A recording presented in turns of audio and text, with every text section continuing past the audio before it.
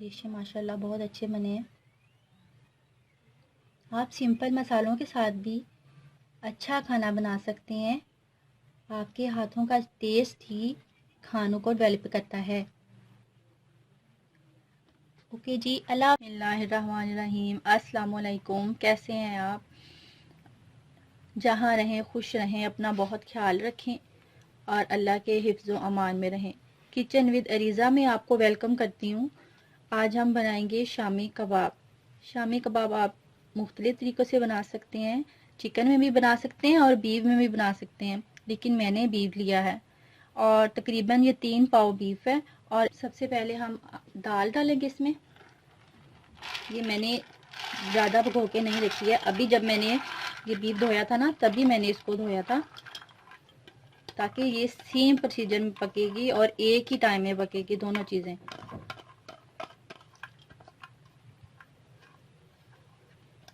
इसमें इसको ये मिक्स करके गल जाएगा ये।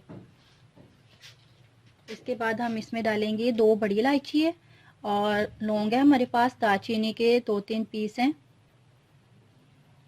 और गरम मसाला और ये काली मिर्च भी साथ ही हम इसमें ऐड करेंगे। उसके बाद ये हमारे पास ज़ीरा है, ये हमारे पास रेड चिली है और ये हो गया हमारा सूखा धनिया। अदरक लहसुन का पेस्ट मैंने बना लिया था। आपको जैसे पसंद है, अगर आपको कूटा नहीं पसंद तो आप वैसे भी डाल सकते हैं। मुझे इस तरह का अच्छा लगता है तो मैंने इसलिए इसे ऐसे डाला है। अब हम इसमें डालेंगे नमक मिर्च। बड़े साइज का प्याज लिया है, अगर आपके पास बड़ा नहीं है तो आप 2 प्याज इसमें ऐड कर दें। और उसके बाद मैं इसमें 2 गिलास पानी डालूंगी और 20 से 25 मिनट के लिए मैं इसको वेट पे रखूंगी। ठीक हो। अब हम इसमें डालेंगे 4 टेबलस्पून रेड चिली पाउडर। आपने टेस्ट के मुताबिक डालने।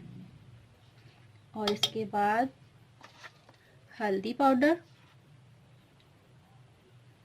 1 टीस्पून और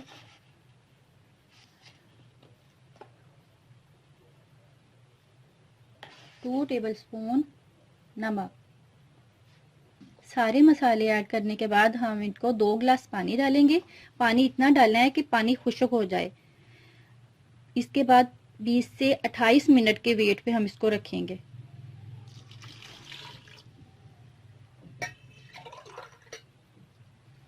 ये लें जी, ये 2 गिलास पानी डाला है। अब हम इसको वेट पर लगाएंगे। सारे मसाले इसमें मैंने ऐड कर दिए हैं। अब इसको मिक्स करने के बाद 20 से 28 मिनट की सीटी पे मैं ऐसे लगाऊंगी। फिर इसको चेक करेंगे। पानी जो है वो तकरीबन इसका इसी में ये इसको खुश्क करना है। ये नहीं कि पानी आप निकालेंगे, ये इसी पानी में खुश्क करेंगे। ये जी, अब हम इसको वेट लगाने लगे हैं। अब हम आपको 28 मिनट के बाद इसको खोलेंगे कुकर को। चलें जी, 20 मिनट हमारे हो चुके हैं। अब हम ये इस कंडीशन में हमारी दाल और बीफ की शक्ल आप देखें। अब हम इसको बड़ी इलायची को निकाल देंगे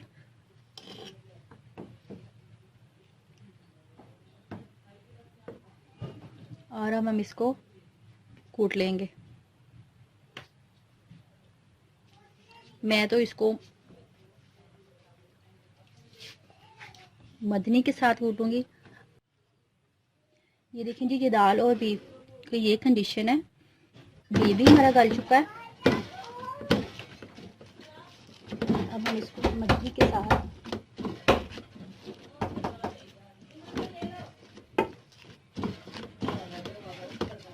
अगर हमारे बीफ में हड्डी भी है तो वो भी हमने साथ ही डाली थी, क्योंकि हड्डी से यखनी का टेस्ट आता है। तो वो हम बाद में मैंने ये निकाल ली है। 2-3 है थी हड्डियाँ, तो मैंने बाद में निकाल ली।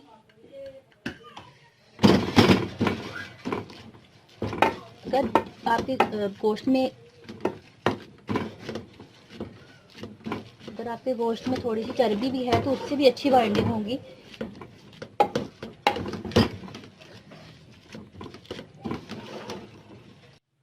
جی تو شامی کباب کا مٹیریل ہمارا تیار ہو گیا تھا تقریباً. اور اب ہم اس میں ڈالیں گے سبز دھنیا اور ہری مرچیں. آپ کو جتنی تیز پسند ہو یا جتنا تیکھا پسند ہو آپ اپنے حساب سے ایڈ کریے گا.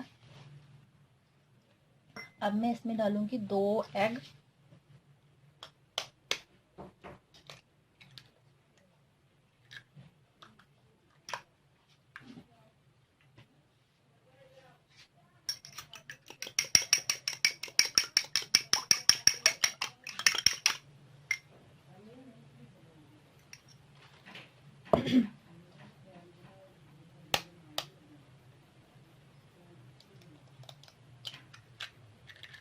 ضروری نہیں ہے کہ آپ زیادہ مسالے ڈالیں تبھی آپ کا کھانا اچھا بنے.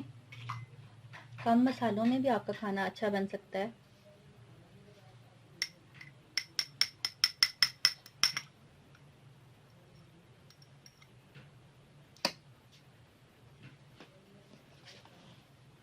اگر آپ کے بچے تیکھا کھانا پسند کرتے ہیں تو آپ اپنے حساب سے اس میں سبز مرچیں یا جتنا بھی آپ نے جو مٹیریل ڈالنا ہے وہ آپ ڈال سکتے ہیں. اب ہم اس کی ٹکیاں بنائیں گے. اس کو ہم مکس کریں گے. کچھ لوگ ٹکیاں بنا کے پھر ایگ میں ڈال کے فرائی کرتی ہیں لیکن ایسی بھی زیادہ اچھی بنتی ہیں, زیادہ اسپائسی بنتی ہیں.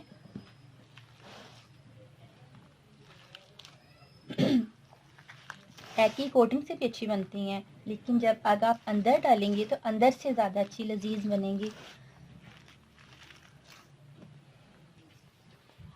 یہ ہم ہاتھوں کی مدد سے بنائیں گے. کچھ کیپ سے بناتے ہیں لیکن ہاتھوں کا تو جو ٹیسٹ پھر آتا ہے وہ پھر اپنا ہی مزہ ہے. اپنے ہاتھوں سے بنائیں ہر چیز. کیپ سے شیپ تو آ جاتی ہے, اچھی شیپ آتی ہے, لیکن ہر چیز اپنے ہاتھوں سے بنائیں تو پھر زیادہ ٹیسٹی بنتی ہے.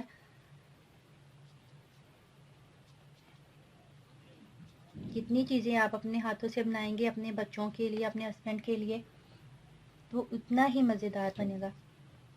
چلیں جی, پین میں گھی ڈال کے اس کو ہم فرائی کریں گے.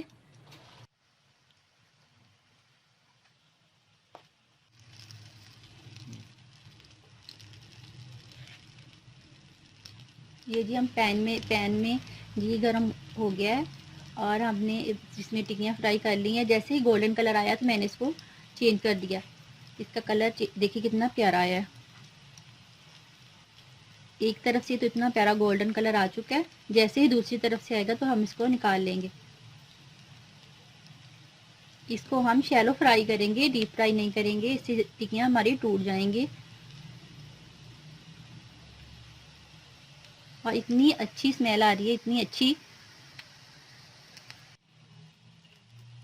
زیادہ دیر کے لیے نہیں فرائی کریں گے کیونکہ مسالہ ہمارا پہلے ہی, ہماری جو اس میں ڈالی تھی انگریڈینٹس وہ ساری ہماری تو مکس ہو چکی تھی, وہ گلی ہوئی تھی.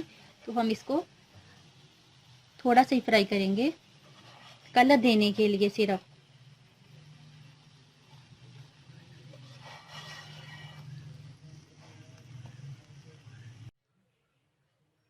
جی تو ہماری شامی کباب تیار ہو چکے ہیں. آپ ان کو سرو کریں کیچپ کے ساتھ اور رائتے کے ساتھ. میرے بچوں کو نہیں پسند زیادہ مرچ مسالہ تو میں نے اس لیے رائتا سمپل بنایا ہے.